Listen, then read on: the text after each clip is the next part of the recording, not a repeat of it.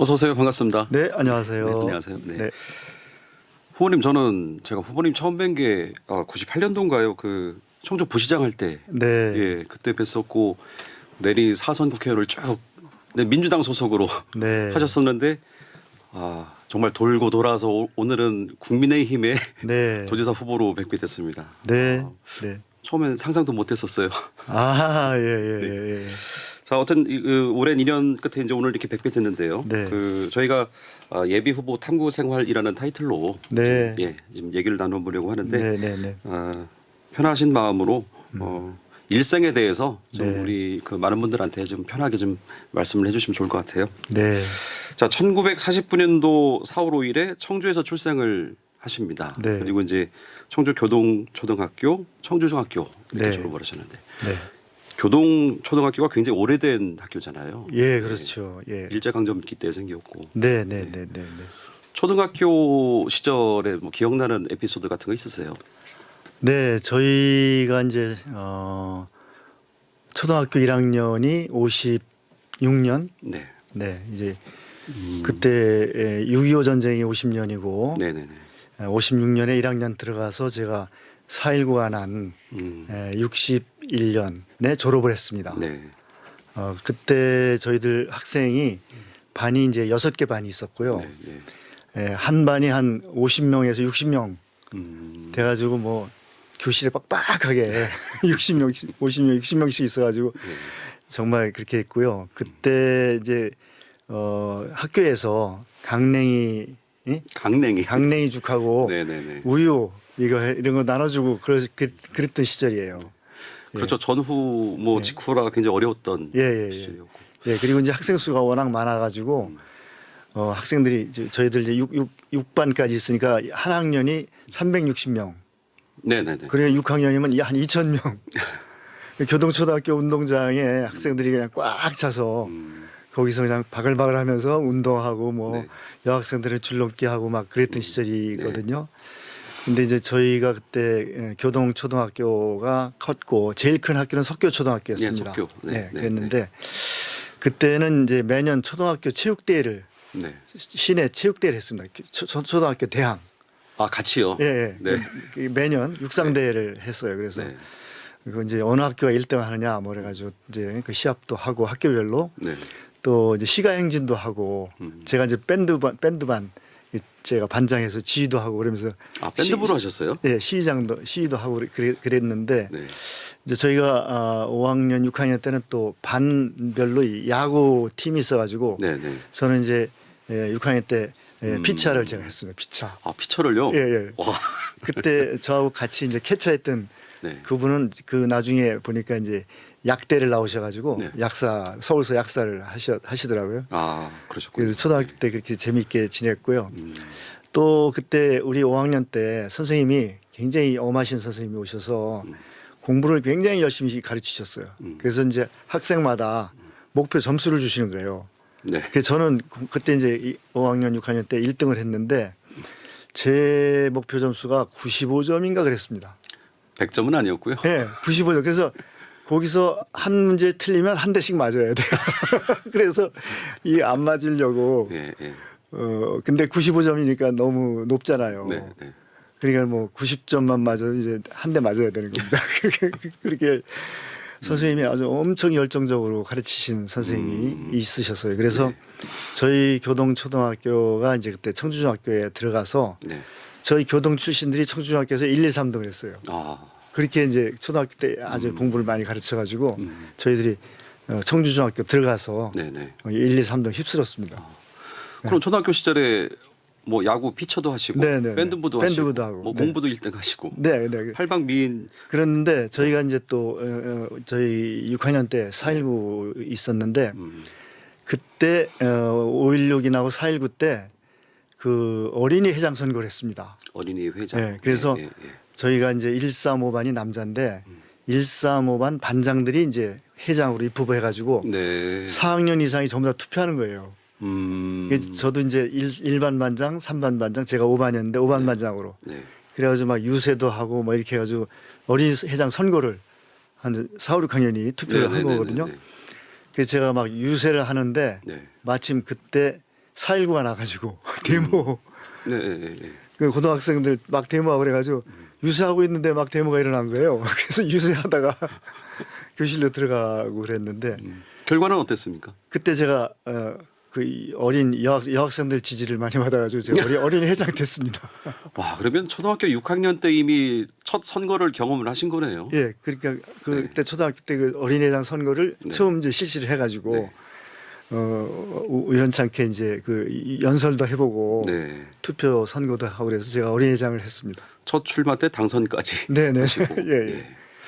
그러셨군요. 청주중학교 들어가서도 공부를 뭐 여전히 잘 하셔서 되게 이제 청주중학교에서 좀 우수한 인재들이라고 하면 그때는 이제 시험 봐서 들어갔을 테니까 뭐 청주고등학교나 뭐 대전고 아니면 뭐 서울로 유학을 가거나 이런 길이 있었다고 들었는데 부모님은 어떠셨어요? 저희가 청주중학교 다닐 때 그때도 저희 중학교가 선생님들이 굉장히 훌륭하신 분들이 많이 계셨어요. 뭐 영어 선생님, 수학 선생님 이런 분들이 아주 훌륭하신 분들인데 이분들이 이제 저희들을 잘 가르쳐 주시고 그리고 매달 저희들이 모의고사를 봤습니다 그때. 그리고 시험 끝나면 또 바로 그 다음 날 체육대회를 했어요. 그래서 저는 이제 운동을 워낙 좋아해서 제가 중학교 때는 농구 선수로 떴습니다. 그리고 이제 배구도 하고 그랬는데 저희들이 청주중학교 때 그 선생님들이 아주 잘 가르쳐서 저희 때 한 200명이 서울로 경기고등학교 뭐 서울고등학교 한 200명이 서울로 유학을 갔습니다. 그러니까 200명이나요? 예, 그 정도가 엄청 많이 청고로 안 가고 서울로 빠졌어요. 그래서 특히 저희가 그때 경기고등학교에 7명이 지원해서 100% 다 합격을 했어요. 경기고등학교도 굉장히 명문. 그때 경기고등학교 이제 전국에서 이렇게 시험을 쳐서 들어갔는데 대개 시골 학교에서는 1명 들어가고 저희도 청주중학교에서 1명, 2명밖에 못 들어갔었거든요. 근데 저희 때 7명이 지원해가지고 7명 100% 합격을 했습니다. 그래서 그때 청주중학교 굉장히 실력이 좋았다. 그 혹시 우리 지역에서 그 같이 경기고를 들어가신 분 중에 지역에 아실 만한 분이 어느?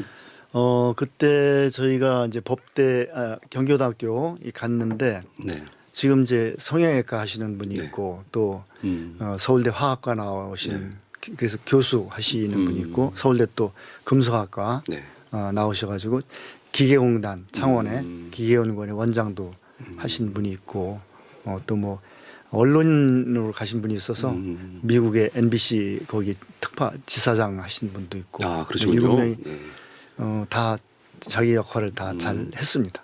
정치 쪽으로 나오신 분은? 저는 이제 법대로 가서 이제 행정부를 거쳐서 이제 정치 쪽으로 왔습니다. 그러셨군요.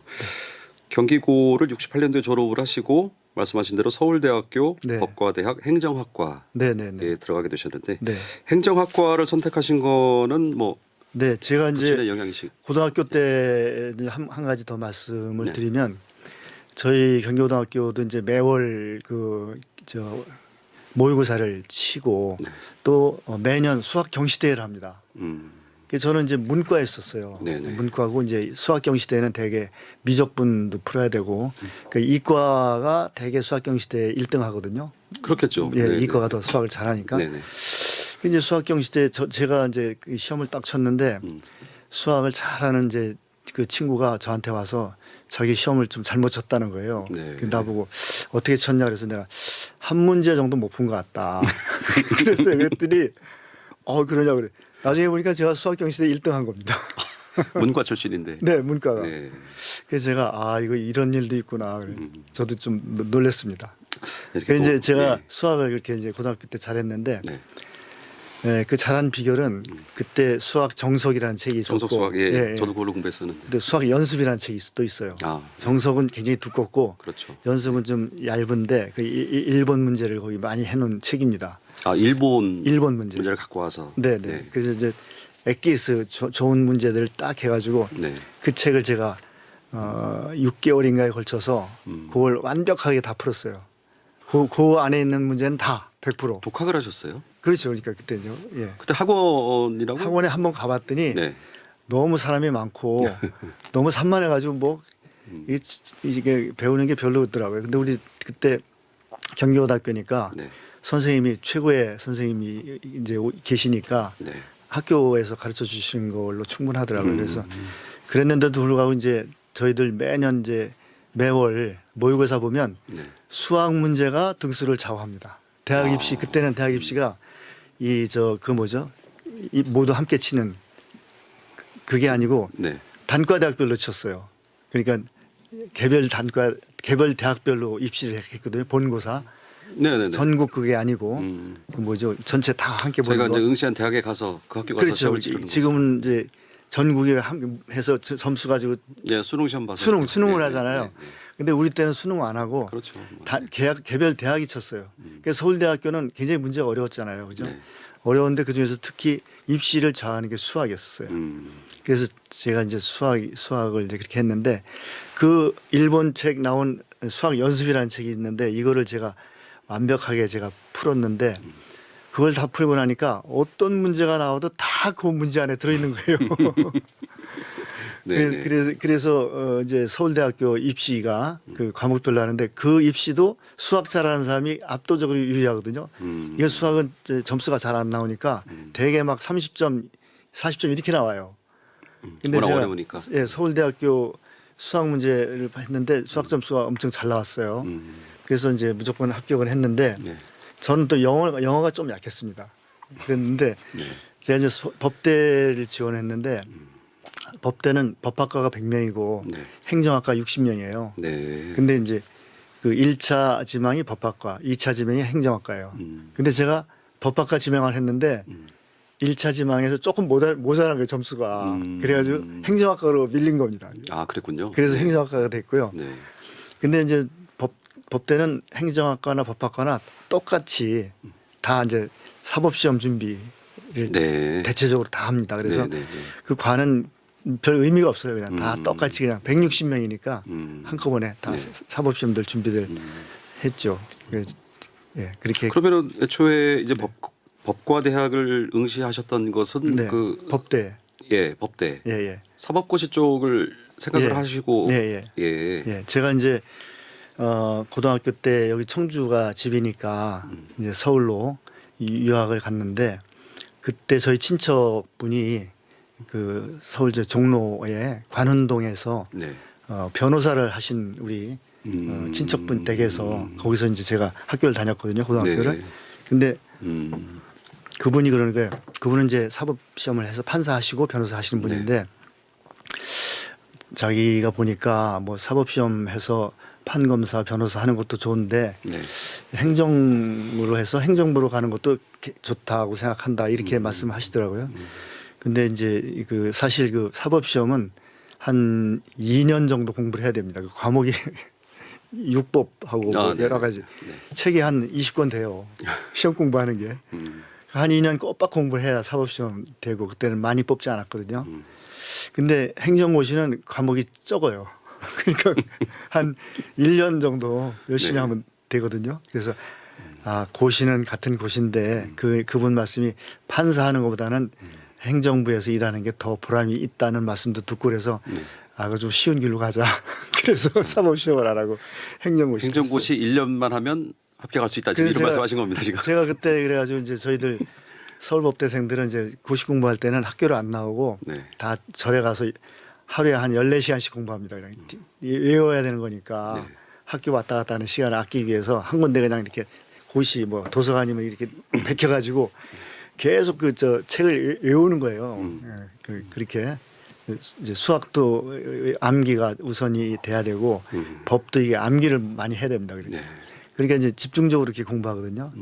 저도 이제 4학년 때 청주에 내려와 가지고 여기 명암 그 위에 네. 절이 있어요. 절. 거기 고시생들이 많이 있었어요. 풍주사. 풍주사. 네, 풍주사도 있었고 그 위에 화장사가 또 있어요. 아, 그렇군요. 네. 그래서 제가 화장사에 가서 1년간 딱 이제 공부를 했는데 네. 1년간 딱. 예. 근데 그때 제가 이제 3학년 때 사실은 이제 행시를 쳤는데 떨어졌어요.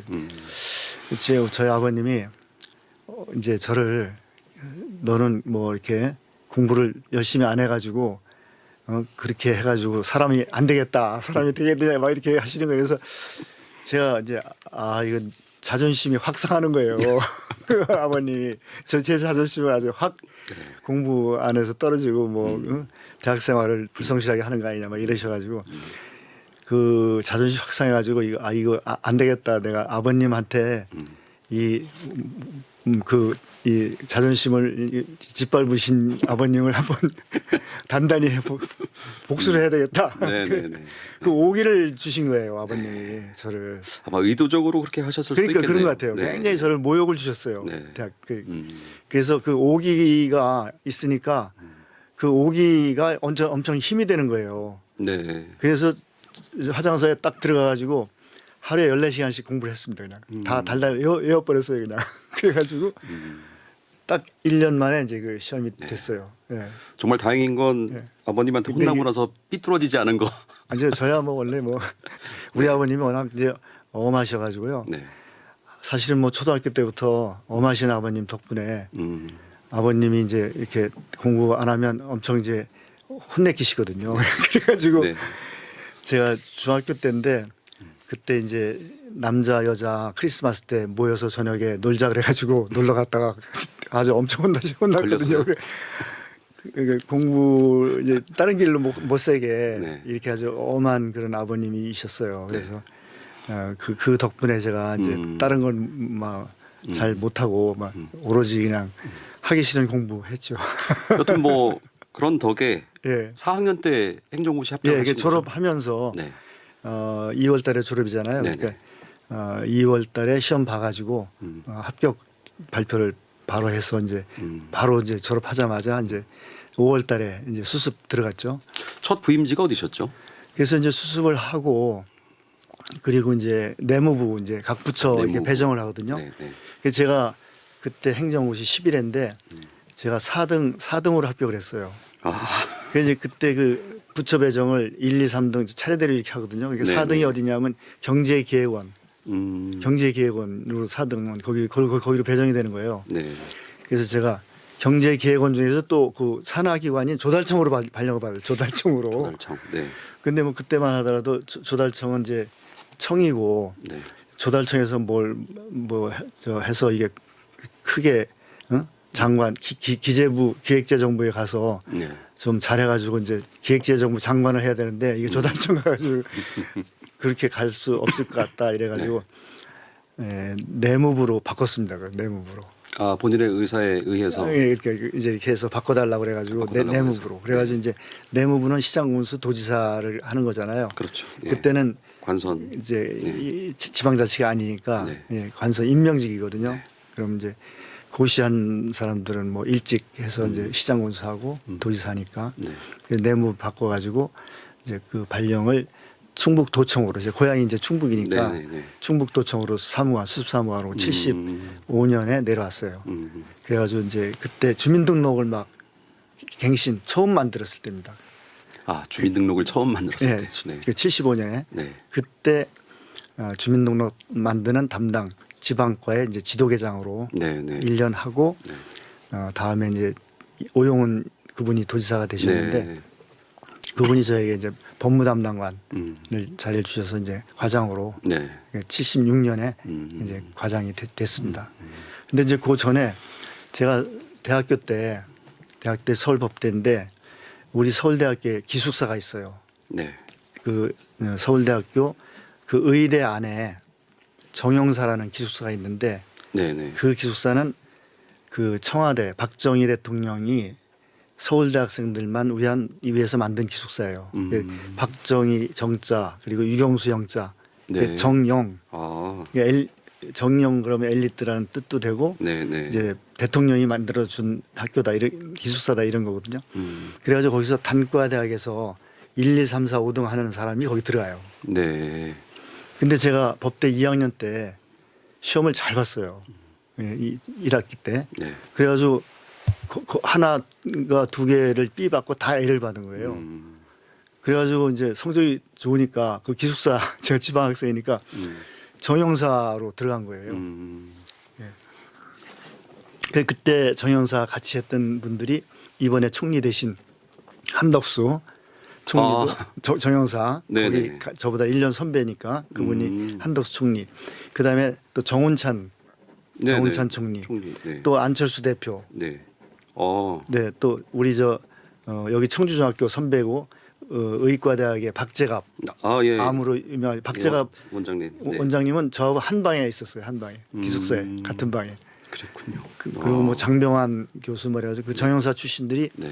전부 다 이제 각 과에서 그 공부를 잘하는 사람들이니까 뭐 교수들 많이 갔어요. 교수들. 그렇겠죠. 그런데 정기에도 아까 말씀드린 대로 좀 많이 왔고 그것도 이제 어떻게 대학교 2학년 때 어떻게 시험 치다 보니까 또 이렇게 운이 좋아가지고 학점이 잘 나와가지고 이쯤 되면 도지사 선거도 시험을 치르기로 시험을 본다면 그 제가 뭐 공부를 잘하는 건 아닌데 네. 예, 그 묘하게도 고등학교 때 수학경시대 1등하고 또 대학교 때 정영사에 들어갈 수 있는 그 학점도 받고 그래서 시험은 있는가 보다. 네. 이렇게 생각합니다. 지금 정영사 동기분들까지 말씀해 주셨는데 다시 이제 돌아가 보면 도청에서 과장까지 하시고 그 이제 관선 시대입니다만은 충남 온양 시장. 네, 제가 이제 도청에서 76년에 이제 법무 담당관을 했는데 그 다음에 지사님이 정종택 지사님이 오셨어요. 네.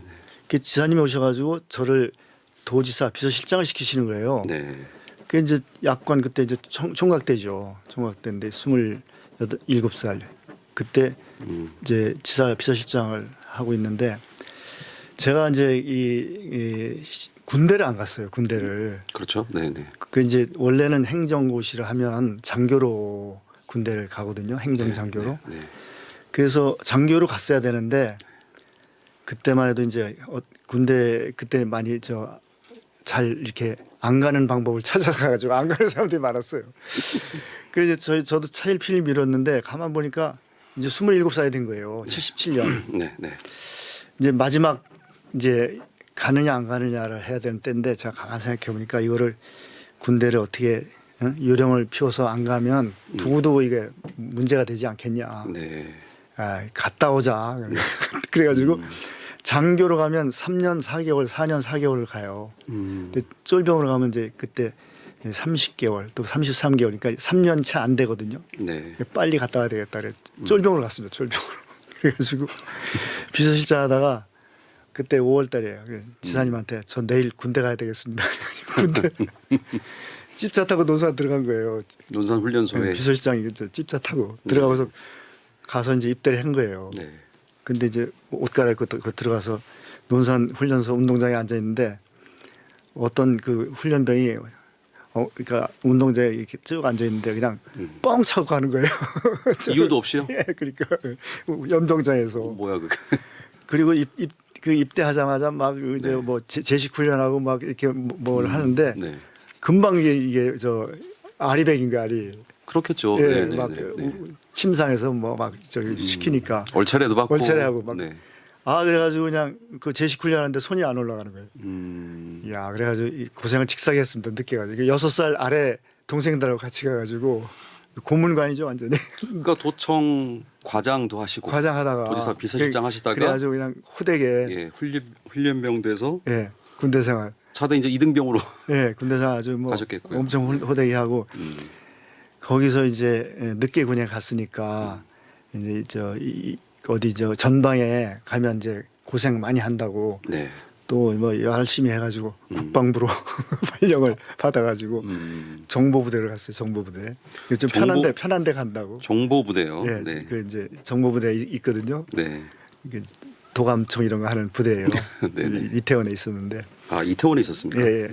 글로 갔는데 아무리 뭐 편해도 쫄병은 쫄병이잖아요. 그렇죠. 취사당번하고 뭐 청소하고 이게 일이잖아요. 그래가지고 하여튼 거기서 어린 6살 어린 군인들하고 같이 갔으니까 5살, 4살은 다 상병 병장 아니에요. 그렇죠. 거의 뭐 일주일에 몇 번씩 집합해요.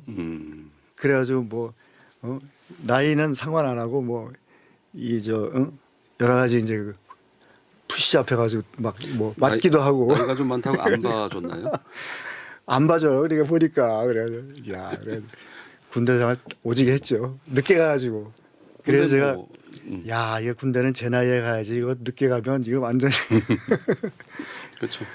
고생도 하셨지만 사실은 뭐 그 어린 동생들 뻘한테 막 맞기도 하고 뭐 이렇게 당하시면서 그래도 뭐 참 인생에 좋은 또 경험도 그렇죠. 하셨겠네요. 네. 그래서 하여튼 그래서 제가 그때 그 입대해서 이제 77년에 가서 제가 78년에 결혼을 했어요. 쫄병 때 쫄병 군복 입고 그래서 제가 이제 결혼을 30살까지는 해야 되겠다. 제가 이제 그렇게 너무 늦게 하면 안 돼. 그때만 해도 이제 30 이전에 결혼하던 시절이거든요. 70년대. 그래서 쫄병 입고 이제 해서 군복 입고 이제 결혼했습니다. 결혼 생활을 이제 군에서 했어요. 쫄병으로. 그래가지고 그러다 보니까 이제 휴가를 많이 가야 되잖아요. 그죠? 신혼이니까. 그렇죠. 그래가지고 그냥 그 부대에서 엄청 욕 먹었습니다. 휴가 자주 간다고. 그래도 신혼인데 자주 나오셔야죠. 그 제대하시고 그 다음에 이제 그 복귀하신 건 어디로 가셨어요? 그래 이제 그때 제가 79년 11월 1일자로 복귀했거든요. 그러니까 79년이면 그때 11.6 날 때입니다. 제가 이제 마지막 제대하기 며칠 전에 11.6이 났어요. 박정희 대통령 돌아가시고. 그리고 이제 11월 이제 1일 날짜로 제대하고 그리고 다시 이제 충북도청으로 복귀를 했습니다.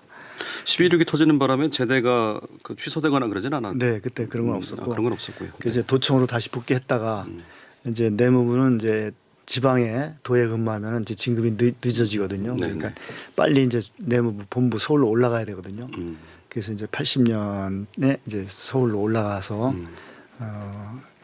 내무부로 이제 그때는 내무부죠. 지금 행자부. 행자부로 이제 사무관으로 올라갔습니다. 올라가서 그때 이제 행자부에서 제일 요직이 행정계장이에요. 행정계장이요. 네, 행정계장. 그게 이제 모든 내무부의 인사를 지방 군수 뭐 이런 모든 그 내무 행정의 요직을 인사를 하는 게 행정계장이거든요. 그래서 이제 행정계장으로 가서 그 자리에서 이제 서기관으로 진급을 했어요. 82년에 이제 72년에 제가 사무관 시험이 됐다가 82년 10년 만에 이제 서기관 진급을 했습니다.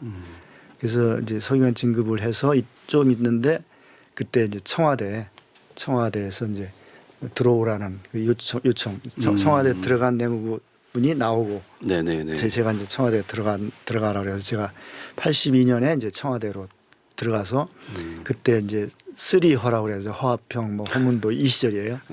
그 이제 제가 정무비서실로 들어갔는데 그때 이제 정무수석이 허화평 또 허문도 그리고 정무비서관은 이제 최창륜 그분이 나중에 저 문화부 장관 총무처 장관 하시고 그러셨는데 그분 방에 정무비서실에 제가 들어갔습니다. 그때 그 정무비서실에 근무했던 사람이 이제 세 사람이 행정관이 이제 서기관이 행정관인데 그때 같이 근무했던 사람이 또 나옵니다. 김형호 의장님 국회의장 그리고 허태열 박근혜 대통령 비서실장 그렇죠. 저 이렇게 셋이 그때 그 방에 정무비서실의 행정관입니다. 그 이 세 사람 중에 제일 먼저 이제 국회의원으로 나온 사람이 이제 김영호.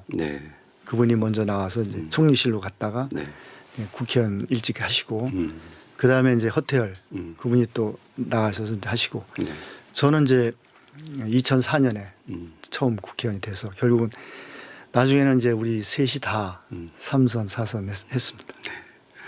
저 50 때 청와대 그 이제 행정관이셨는데 청와대 분위기는 어땠습니까? 그때는 뭐 그 이제 전두환 시절이죠, 그죠?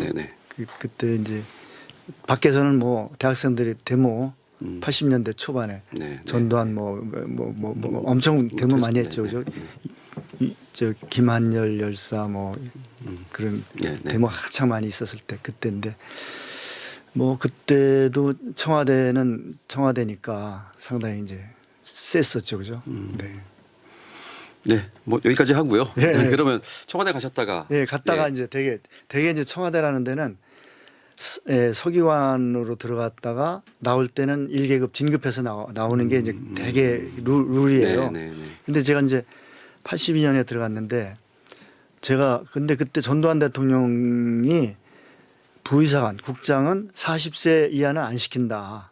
40세 이상만 시킨다 그러셨어요. 40세. 그러니까 저는 네. 40세가 되려면 제가 82년에 들어갔는데 89년이 돼야 되는 거예요. 그러면 82년에 들어가서 7년을 거기 있어야 되는 거예요. 7년. 그래야 네. 부의사관 진급을 하거든요. 근데 제가 이제 88년에 그때 선거가 있었거든요. 네. 87년에 6.29가 있잖아요. 네, 네, 네. 그래서 이제 대통령 선거가 있는 거예요. 그래서 네. 그때 이제 노태우, 김영삼, 김대중 네. 이런 분들이 이제 선거를 하게 돼 있는 거예요. 근데 네. 제가 정무비서실이잖아요. 그러니까 이게 선거에 반드시 이제 집권당이 이겨야 되는 거예요. 그러니까 정무비서실이 하는 게 어떻게 집권하는 거냐 이거를 주로 하는 거예요. 그러니까 정치적인. 그렇죠. 뭐 예. 그래서 제가 이렇게 보니까 이게 좀 공무원 직업 공무원인데 좀 제 마음에 좀 안 들더라고요. 이제 너무 이제 정치 공작적인 그런 걸 많이 하니까 네.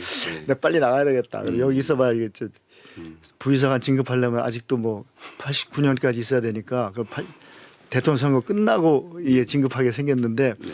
대통령 선거를 그렇게 하는 걸 보고 이거 저한테 좀 안 맞는다 이거 중립적인 제가 시각으로 저는 보는데 다른 분들은 뭐 그렇지 않지만 그래서 제가 86년에 나왔어요 청와대에서.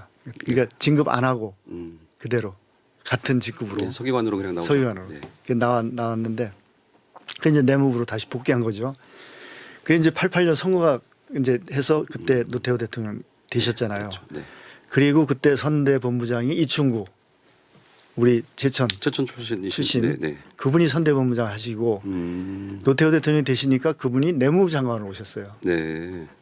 그래서 내무장으로 오시더니 제가 그때 내무부 이제 과장하고 있는데 저하고 이제 같은 충북이라 네. 저를 또 장관 비서실장을 시키는 거예요. 그래가지고 네. 이충구 장관이 또 비서실장을 제가 했습니다. 근데 운이 좋으셨던 거죠? 근데 이충구 장관님이 말씀이 없어요. 그리고 이제 국장들 뭐 차관부 이런 분들이 결제 들어가는 걸 무서워해. 엄청 무서우니까 이 양반이.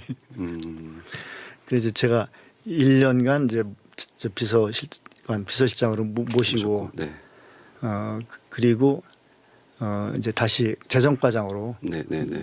와서 이제 90년에 이제 제가 진급을 부의사관으로 했습니다. 이제 41살 돼가지고 그 온양시장으로 나갔습니다. 온양시장으로. 아 그러면 90년도에 온양시장. 예 부의사관 승진하시면서 온양 네. 관선 온양시장. 근데 그때 온양시장으로 왜 갔느냐면 네.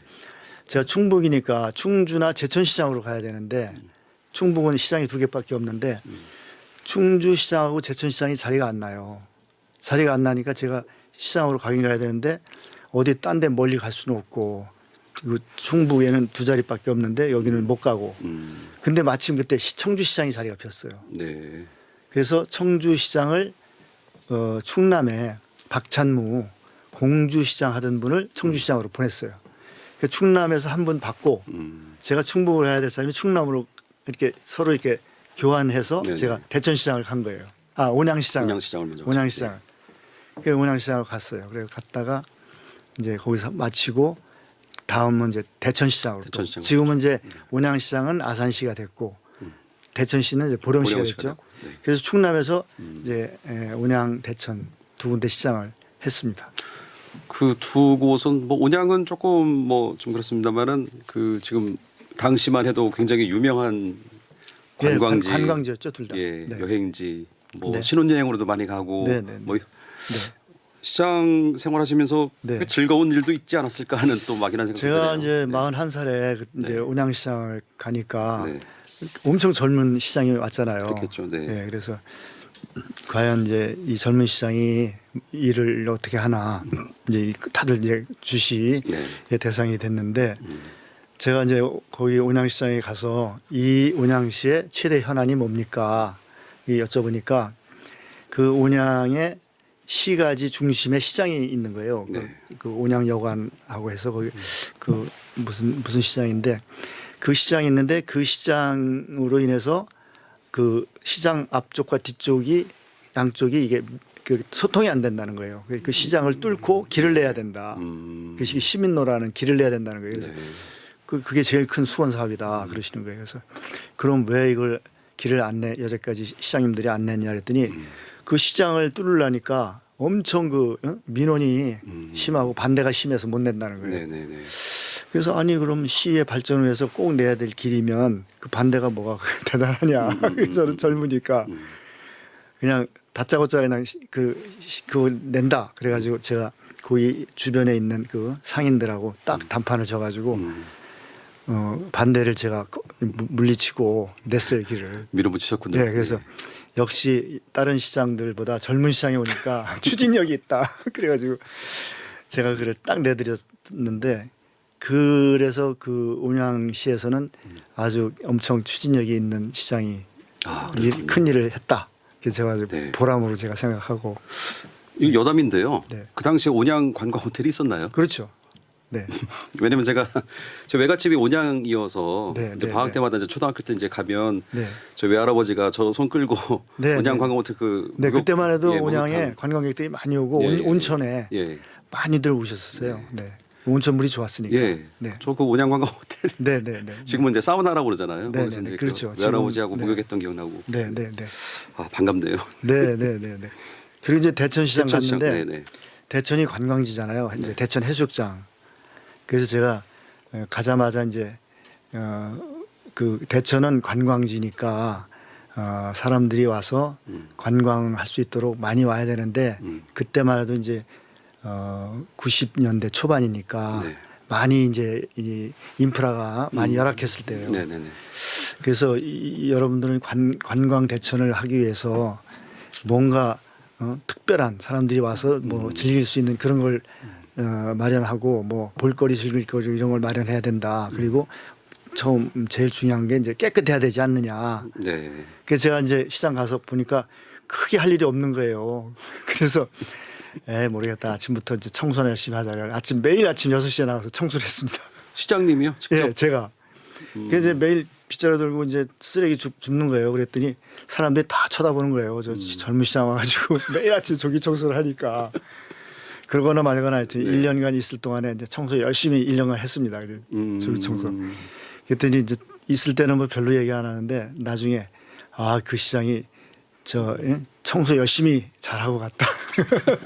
그래서 그거 하나 이제 네. 거기다 이름을 남기고. 네네네. 그래 그 다음에 이제 대천 그 보령분들 만나면 청소 열심히 한 그 젊은 시장 이렇게 딱 기억을 하고 계시더라고요.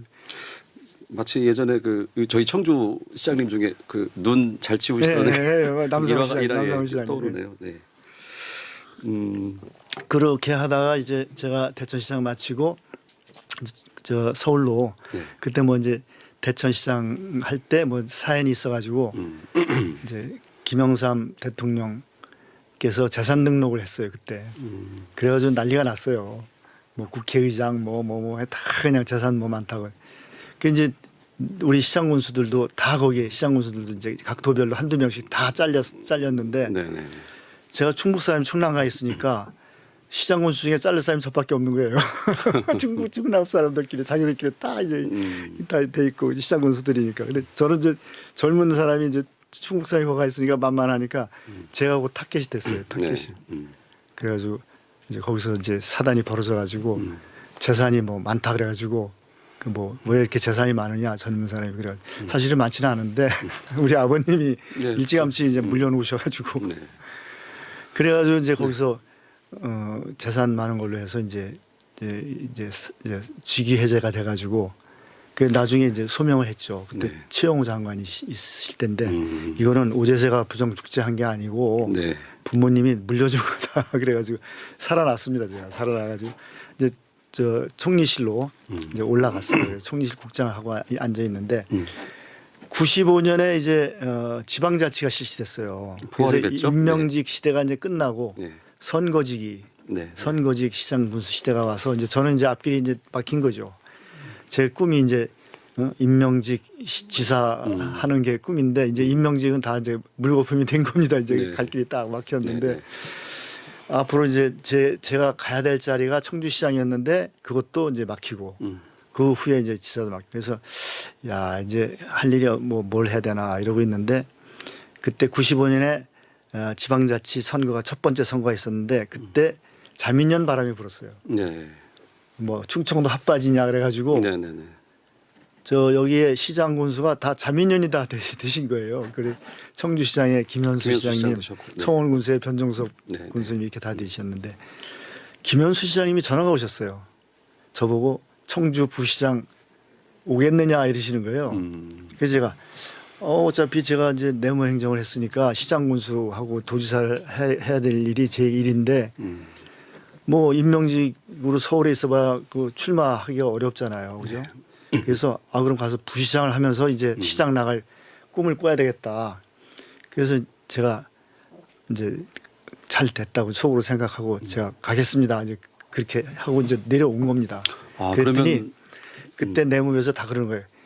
지금 그 저 지방에 가면 이제 거기서 끝나는데 너 이제 공무원적으로 끝난다. 지방에 가면 다 그래도 여기서 중앙에 있으면서 장차관을 해야지 왜 거기 가냐. 그러는 거에서 저는 속셈으로 여기서 장차관 하는 것보다 고향 가서 시장 도지사를 해야 되겠다. 저는 이제 속셈으로 해서 저는 가겠습니다. 그래가지고 온 거예요. 근데 이제 김현수 시장님이 시장을 하시고 제가 이제 부시장을 했는데 시장님이 김현수 시장님이 국회의원을 2번 하신 분이라 시장을 아주 잘하셔요. 특히 이제 건설 분과를 하셨기 때문에 네. 이 시장의 일의 한 50% 이상이 건설이거든요. 도로 뭐 상하수 이런 거 주로 하시는 거거든요. 건축 허감 이런 거.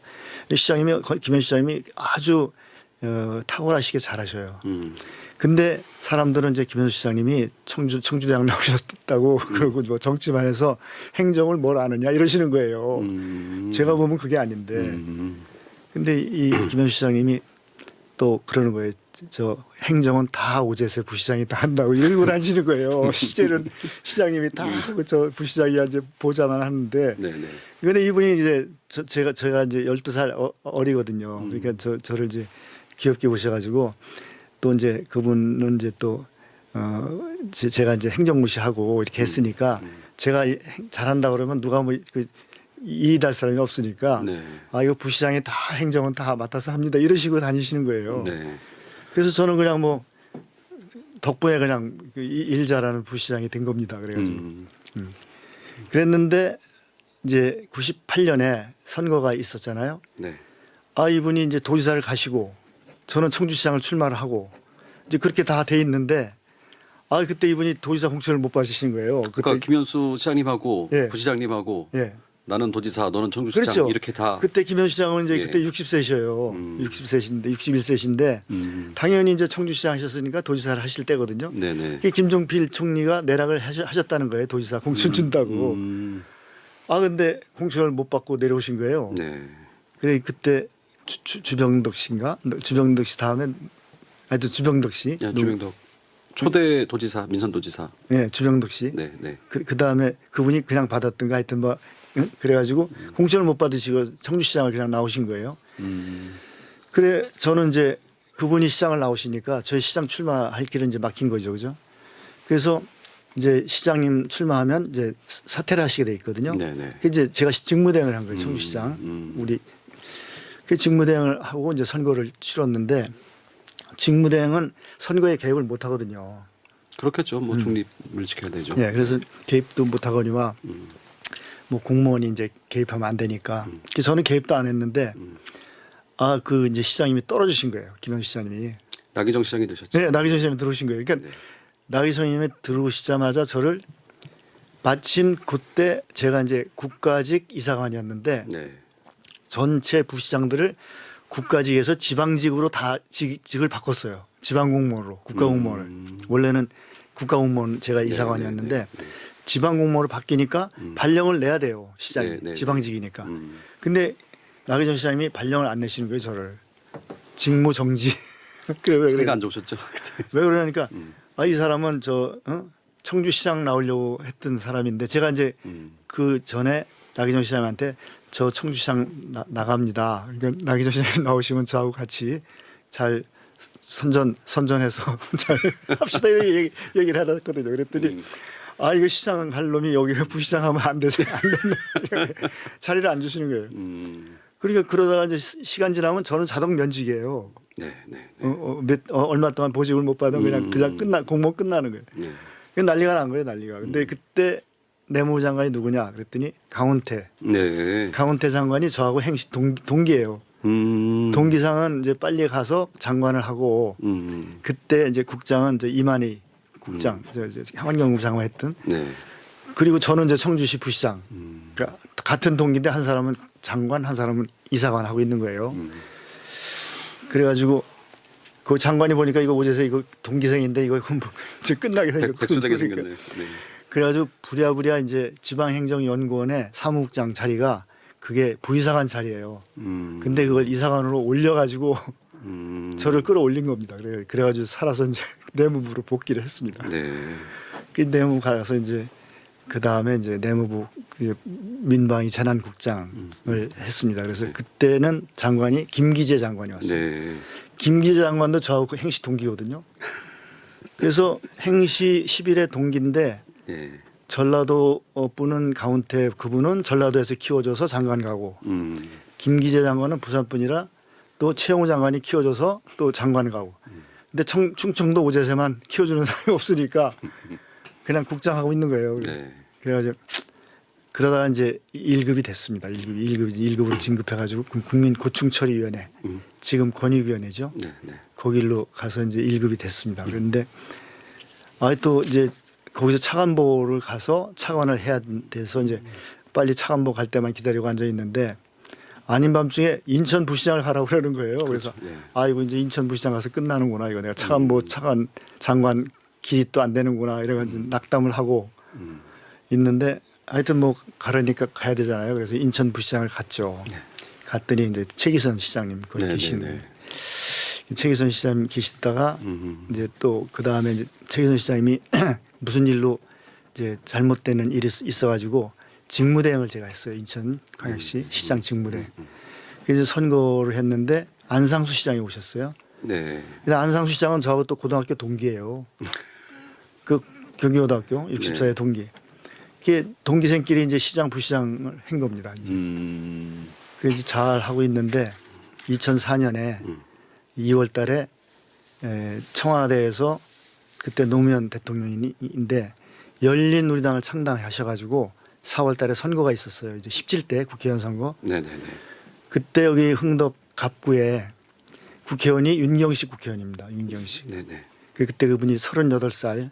최연소였죠. 약간 38살에 네네. 국회의원 돼가지고 대변인도 하고. 네네. 그래 막 날릴 때예요. 하여튼 젊은 나이에. 그러니까 전부 거기 겁을 내고 안 나간다고 하는 거예요. 거기 누구 나가라 그러면 아예 안 나간다고. 그래가지고 나갈 사람이 없으니까 이제 찾다 저한테 나오라고 연락이 온 거예요. 그래서 어느 분이 연락하셨어요? 이게 청와대에서 이제 유인태 그 양반이 정무수석인데 정무수석이 전화가 온 거예요. 네. 너 저 청주 흥덕갑 국회의원 나가라.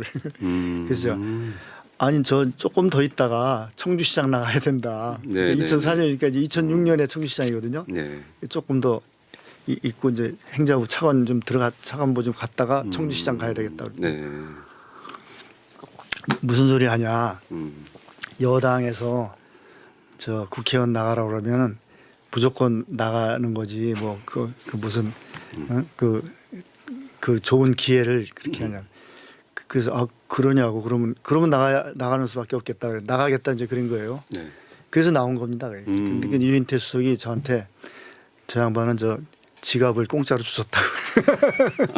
그래서 제가 이제 17대 국회에 처음 들어온 겁니다. 그래서 제가 원래는 이제 행정으로 해서 청주시장을 준비했던 거잖아요. 그래서 네. 부시장도 하면서 이제 청주시청 공무원들하고 3년간 김현수 시장님 모시고 시정을 이제 잘 하고 또 그러니까 제 정치에 길을 열어준 분은 김현수 시장님이에요. 그러니까 청주 부시장의 길을 열어주셨기 때문에 청주 와서 그래도 공무원들과 함께 기반을 닦은 거 아니에요.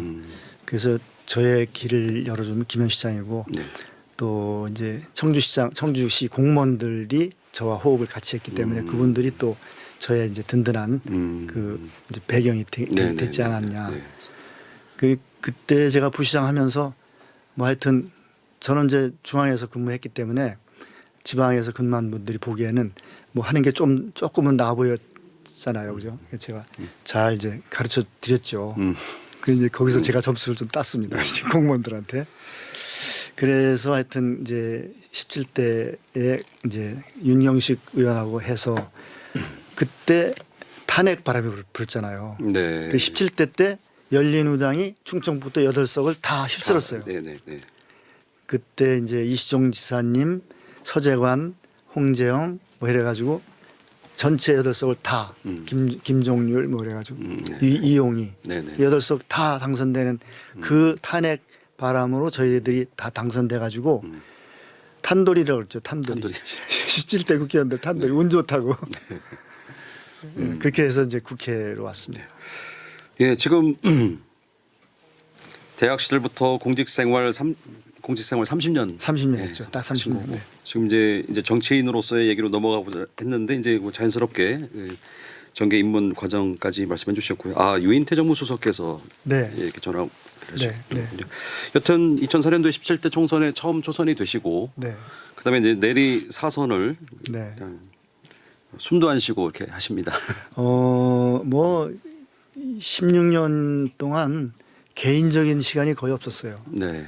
뭐 국회의원들이 이제 지역구 활동을 해야 되니까 토요일 일요일 날마다 뭐 행사가 지금은 이제 코로나 때문에 없는데 그때는 뭐 저 체육대회다 뭐다 뭐 축제 이런 게 엄청 많거든요. 또 다 다니셨어야 되죠. 그래 그걸 이제 뭐 다 거의 빠지지 않고 다녔기 때문에 토요일 일요일이 더 바빴어요. 그렇게 지내다 보니까 어떻게 16년이 갔는지 모르게 네. 그렇게 지내고 개인적으로 뭐 사적으로 등산을 간다거나 그런 일은 한 번도 없었어요. 토요일마다 다 이제 여기 지역구에 와서 바쳤죠. 그렇게 해야 되는 건 줄 알고 또 제가 이제 원래가 뭐 어떤 일을 하든 제가 이제 국회의원 하면서 무슨 생각을 했는가 하면 공무원을 하면서 이제 국회의원들 이렇게 봤어요. 그랬더니 국회의원들이 실력이 있는 국회의원이 있고 없는 국회의원이 있더라고요. 그게 다 보이거든요. 이제 막 큰 소리만 치고 정말 뭐 잘 모르는 국회의원들도 많더라고요. 그래서 제가 국회의원이 돼서 저렇게 공무원들로 하여금 실력 없는 정치인이라 소리 들어서는 안 된다. 그래서 열심히 이제 공부를 하고 뭐 입법 발의나 국정감사나 이런 거 할 때마다 정말 열심히 공부해서 네. 국정감사에서 그 국정을 개선하는 게 뭐가 있나 그런 과제를 네. 찾아서 이제 많이 하고 네. 또 민원 해결도 열심히 하고 뭐 지역 활동도 열심히 하고 그래가지고 정말로 일을 많이 했는데 근데 뭐 그렇게 알아주지는 않아요. 그렇게 아무리 열심히 해도 국회의원이 뭐 하는 일이 없다고 다 그러시니까.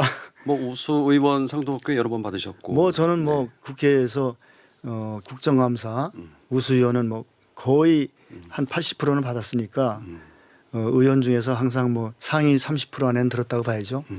그리고 이제 입법 우수위원이라고 그러면 법안 발의를 한 거 건수하고 통과된 건수를 가지고 입법 우수위원, 입법 최우수위원을 정해놓고 최우수위원은 300만 원 상금을 주고 우수위원은 500만 원 상금을 주고 우수위원은 300만 원 주거든요. 네. 그래서 뭐 저는 우리 보좌진단하고 같이 해서 입법 발의도 많이 하고 또 통과도 한 50% 통과시키고 이런 식으로 해서 열심히 해서 최우수위원, 우수위원도 많이 했죠. 네. 그 제 기억이 맞다면 아마 청주 지역구에서 네. 재선 이전에 그 재선까지 하시는 의원들은 계셨었는데 삼선 사선이 그 전에도 있었나요? 청주가 3선이 없었어요. 그렇죠. 청주에서는. 네. 이제 정종택 장관님도 재선하시고 또 이민호 옛날에 그분도 재선하시고 김현수 시장님도 재선하셨고. 네, 다 재선밖에는 못 하셨는데 청주시에서 3선, 4선은 제가 처음 한 거고요. 변재리 의원님은 이제 청원군에서 하시고 청주시에서 하시고 통합되면서 이제 정태우 의원님은 청주시에서 2번 하시고 그렇게 했습니다, 사실. 네. 자, 그래서 3선도 처음 고지를 밟으시고 청주에서 이제 4선까지 하시고 그 보건복지위원장 또 하셨죠. 보건복지위원장 어떤 자리입니까? 제가 이제 보건복지위원장은 이제 3선 돼서 했고요. 제가 초선 때 한 가지 말씀을 드리면 이제 정부에서 1급을 하다가 국회의원이 되니까 장차관이 공무원은 이게 엄청 무섭거든요. 장차관 결제하러 들어갈 때 장관 방에 들어가려면 발발 떨고. 근데 이제 제가 딱 국회의원이 되니까 질의를 장관한테 하잖아요. 그러니까 이제 국회의원과 장관은 1대1이거든요. 오히려 국회의원이 더 이제 국회의원도 초선은 뭐 그렇지만 재선 3선 4선 되면 장관 보고 막 큰 소리 치고 막 그러거든요. 초선은 이제 그렇게 호통을 안 치는데 여하튼 장관하고 이제 뭐 부총리 뭐 총리 이런 분들한테 예결위에 가면 이제 총리 부총리한테 질의하고 또 본회의에서는 총리한테 질의하고 그러니까 엄청 기분이 좋은 거예요. 기분이 좋으셨어요? 아 그렇죠. 우리 야 이게 진짜 이거 국회의원 진짜 할만하네. 장관한테 큰 소리 치니까 야 이 공무원하면서 많이 저기 했는데 이제 좀 어깨 좀 피자 이래. 근데 그때 이제 어떤 분이 그런 얘기 하시는 거예요. 신용불량자 그때 이제 2004년에 IMF 이후에 신용불량자가 엄청 많았었거든요. 근데 신용불량자에 대한 그 인적사항 기록을 금융기관과 또 다른 기업체도 다 공유를 한다고 하는 거예요. 그러면서 신용불량자들 취업하기가 엄청 힘들다. 그게 딱 떠가지고 취업하려면 취업을 못 한다고 그런 얘기를 하더라고요. 그래서 제가 가만 생각해 보니까 이거 돈을 못 갚았는데 취업까지도 막히는 문제구나. 그래서 이거를 등록제도를 없애야 되는 거 아니냐 이렇게 생각이 제가 들었어요. 그래서 그때 이현재 부총리가 있는데 예결위에서 이현재 부총리님 그러면서 신용불량자는 빚을 못 갚은 거는 문제가 있지만 이 기록을 다 기관단체에서 공유해서 취업까지 못하게 한다고 하는데 제가 생각하기에 이거는 인권을 침해하는 거 아니냐. 제가 딱 그렇게 했더니 이 양반이 그 의원님 말이 맞습니다. 그래요. 그래가지고 그거를 좀 없앨 용의가 없느냐. 제가 그랬어요. 그 기록을 다 말소할 용의가 없느냐. 없애겠다고 하시는 거예요. 그러니까 얼마나 제가 기분이 좋아요. 아 이거 초선이 큰 거 했다. 그런 신불자가 빚은 많아도 뭐 취직을 해서 돈을 벌어야 갚죠. 네. 그래서 그 신불자들의 그 기록을 금융기관에서만 하고 그 신용 상태만 그 활용하고 그 외에는 활용하지 못하게 그렇게 딱 했어요. 그래서 이제 초선 때 아 이거 참 국회의원이 참 좋다. 굉장히 보람도 있어서 생각을 했고 그 다음에는 이제 제가 새마을금고 신협 이사장님들이 오셔가지고 수표를 새마을금고가 발행을 못한다. 발행할 수 있게 해달라. 그래서 아니 그 왜 수표를 발행 못하느냐 그랬더니 우리는 수표 발행 권한이 없고 은행에 가서 수표를 10만 원, 100만 원 뭐 이런 수표를 빌려다가 가져다가 고객한테 준다.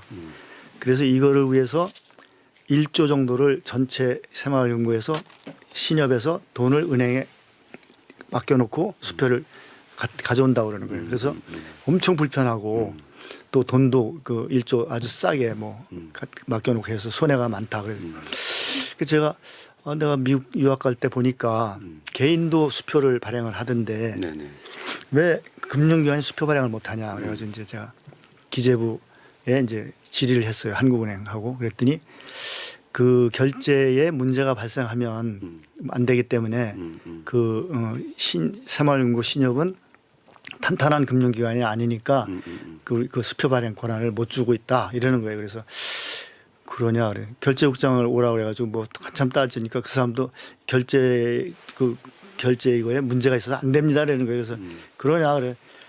그래 계속 이제 물어보다가 제가 이제 질의를 그 IMF 때 보니까 금융기관이 다 부도가 나던데 금융기관이라고 부도가 어떤 데는 나고 어떤 데는 안 나고 이런 게 아니고 사업을 잘못해서 큰 은행도 부도가 났지 않았느냐. 그랬더니 맞다는 거예요. 아니 새마을금고 신협이 소위 금융기관인데 그 지불을 안 하는 부도를 낼 이유는 없지 않느냐. 그 은행 자체가 망해서 부도 나는 건 모르지만 지불을 안 할 이유가 없는데 왜 그런 거를 문제가 삼느냐. 이랬더니 거기서 이제 그렇다고 생각하는가 봐요. 근데 그때 한국은행에 금통위원이 있었는데 김태동이라는 분이 있었는데 그분이 퇴임을 했는데 그분이 절대 그 수표 발행 안 된다고 하고 나간 거예요. 그래가지고 계속 따진 거예요 제가. 그랬더니 결국 나중에 제가 이겼어요.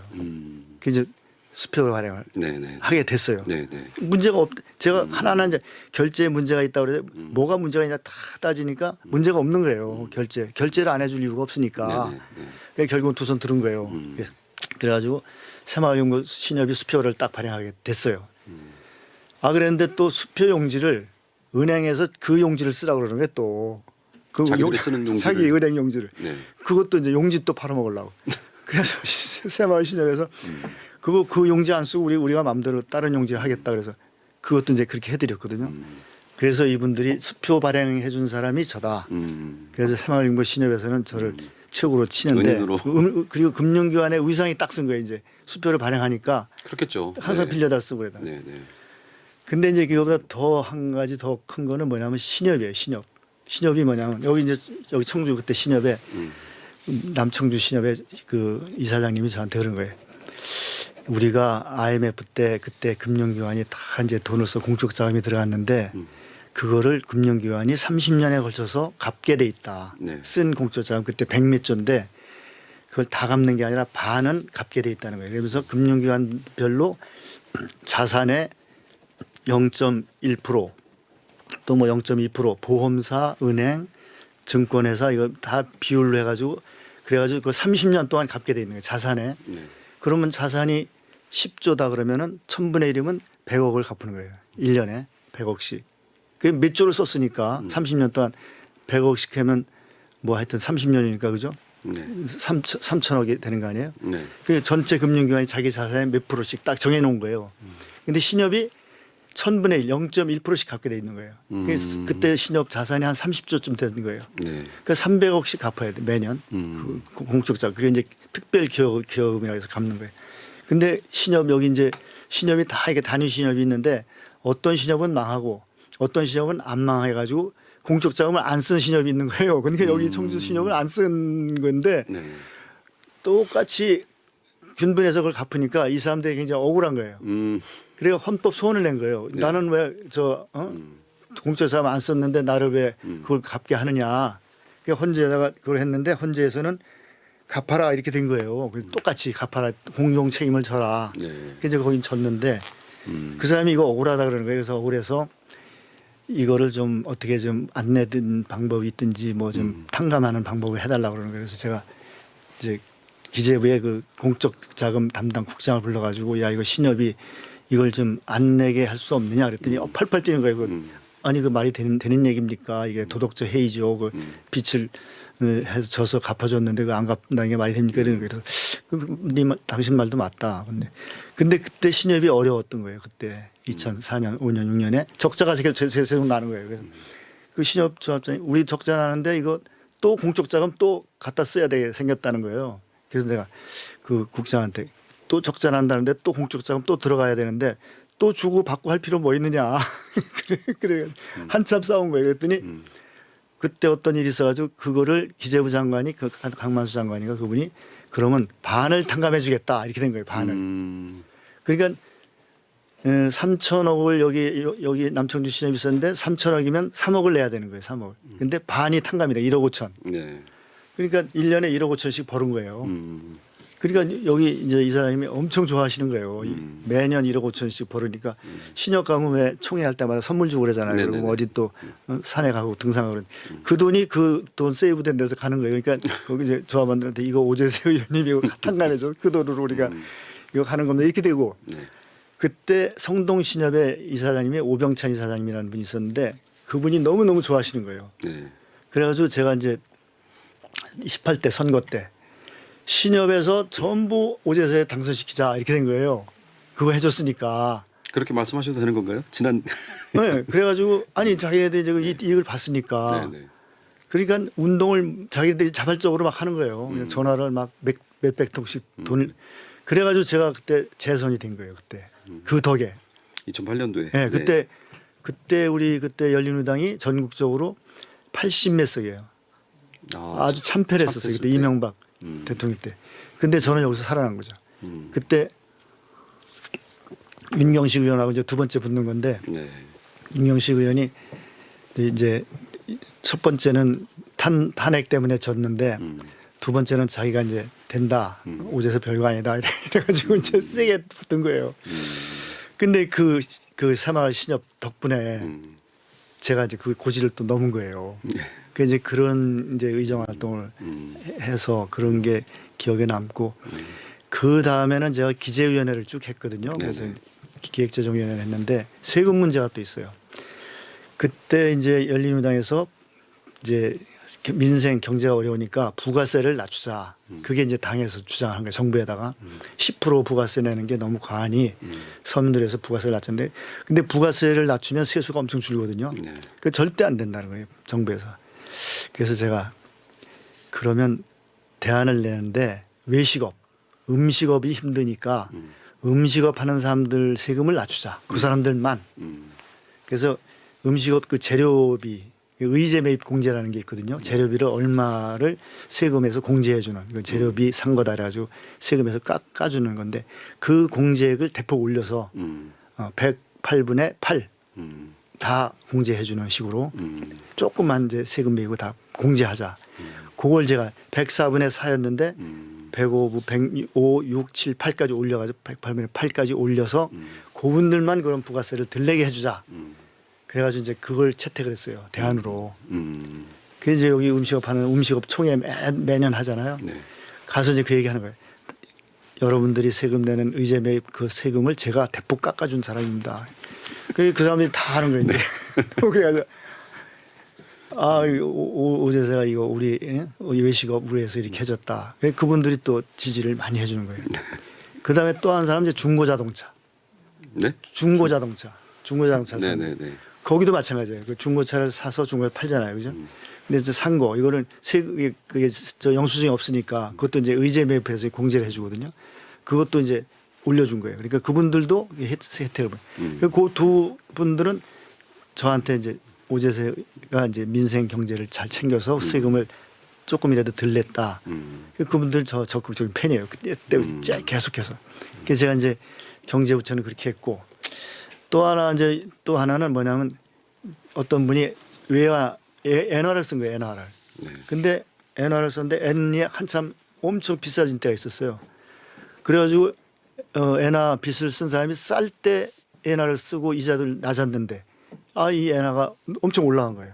그래 빚이 한 10억 썼으면 20억이 돼버린 거예요. 이게 엔화가 확 올라가가지고. 그 난리가 난 거예요. 그 엔화 쓴 사람들이. 근데 이제 상환기일이 딱 다가오니까 갚아야 되는데 엔화가 제일 높을 때 갚으니까 뭐 100%, 200%, 250%를 갚을 게 생긴 거예요. 그게 다 부도만하게 생긴 거예요. 그래 이제 한국은행 가서 그거를 연장을 해달라 그러니까 한국은행이 연장을 안 해주는 거예요. 딱딱 그때 갚아라 연장 안 해주는 거예요. 그래서 어떤 분이 나한테 그런 거예요. 이거 한국은행 가도 만나주지도 않는다. 우리가 얘기해봐 아무 얘기 안 된다는 거예요. 그래서 그 말이 되냐고 그래요. 제가 한국은행 총재한테 총재님 빚을 가서 엔고가 이렇게 올라갔는데 엔고도 올라갔다 내려갔다 하는 거 아닙니까? 근데 좀 떨어질 때 갚게 하지 왜 제일 비쌀 때 그걸 연장 안 해주십니까? 그 연장 해줘야 되는 거 아닙니까? 다 망하게 생겼다. 그랬더니 알겠습니다. 그래가지고 딱 연장이 된 거예요. 그랬더니 그 엔화 쓴 단체가 있잖아요. 거기서 난리가 난 거예요. 이거 우리가 하면 한국은행 밑에 말단 직원도 안 만나주고 뭐 전혀 이걸 들어주지 않더니 오제세 의원이 한마디 하니까 한국은행 총재가 바로 해주더라. 그래가지고 그분들이 이 국회의원이 이거 보통 이게 센 게 아니구나.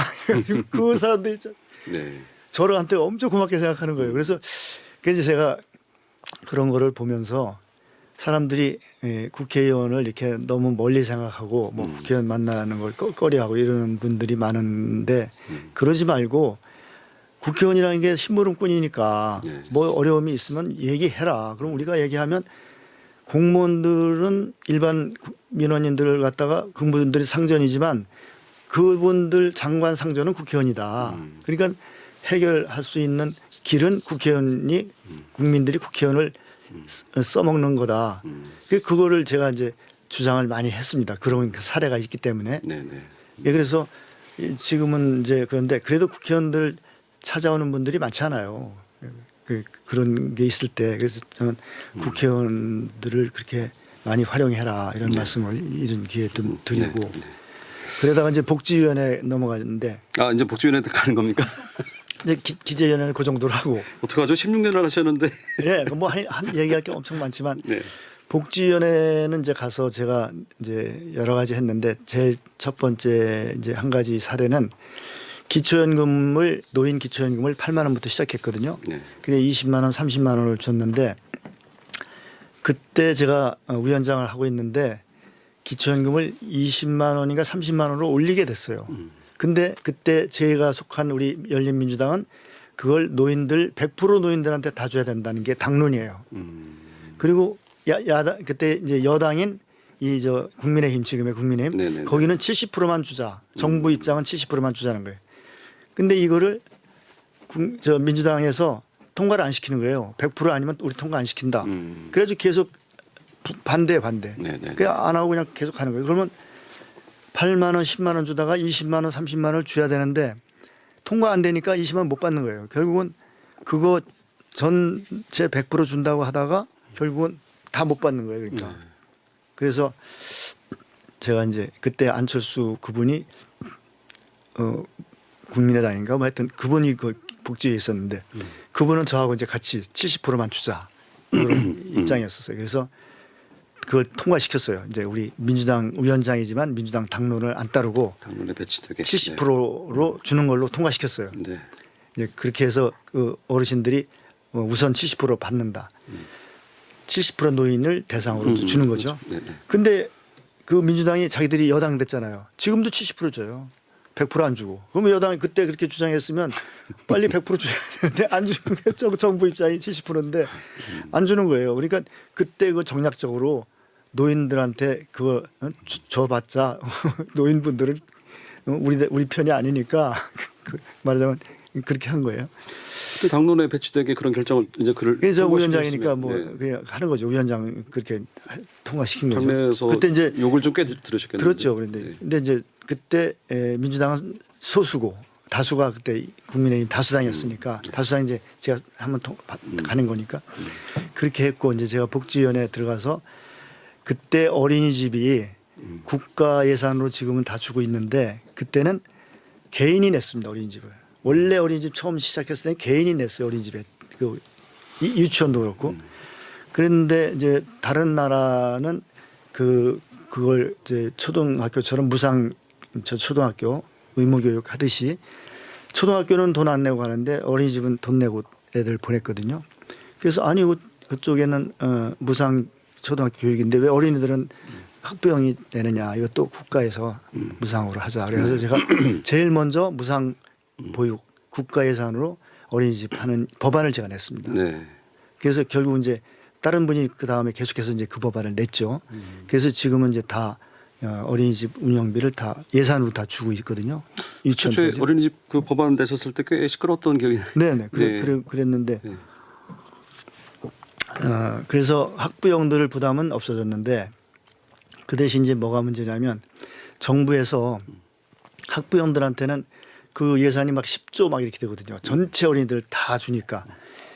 그러다 보니까 거기에 종사하는 종사원들 인건비는 또 엄청 낮아요. 그리고 그 운영비 또 따로 줘야 되는데 그 운영비 예산을 안 올려주는 거예요 또. 그러니까 학부형들한테는 큰 10조씩 막 이렇게 되는 돈을 쓰면서 종사원들 인건비는 예산을 안 올려줘가지고 이 사람들이 아주 운영자하고 이 사람들 엄청 힘들어요.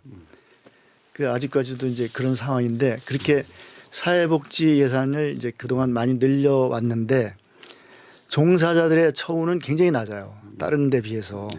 그래서 제가 이번에 이제 도지사 공약에도 어린이집, 노인요양시설 또 사회복지사들의 처우를 개선해서 그걸 봉급을 많이 올려줘야 되겠다. 이걸 이제 공약으로 냈는데 그건 이제 제가 직접 거기 복지에 있었으니까 그걸 알아서 이렇게 했다는 말씀드리고 또 이제 복지는 이제 장애인들이 있는데 장애인들 예산이 1조가 안 됐었어요.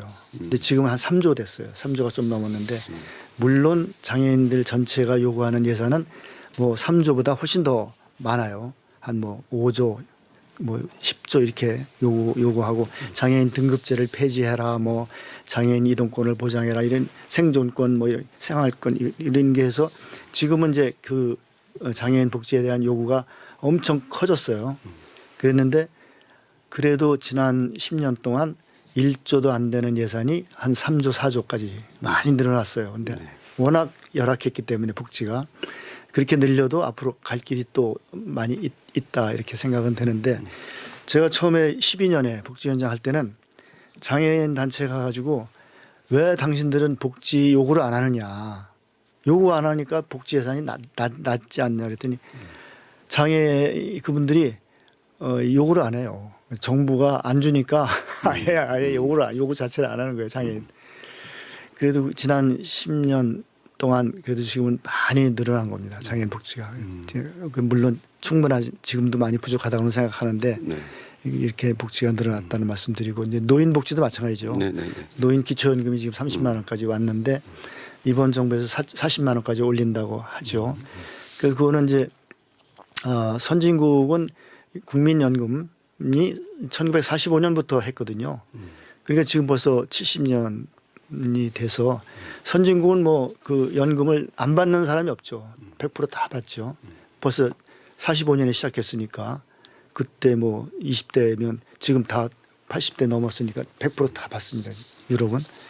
근데 우리나라는 80년, 90년에 시작했거든요. 그러니까 30년밖에 안 돼서 지금도 받는 분들이 한 300만, 400만 밖에 없거든요. 국민연금 받는 분들이 1000만 중에 한 반은 못 받잖아요. 그래서 이제 기초연금이 도입된 거거든요.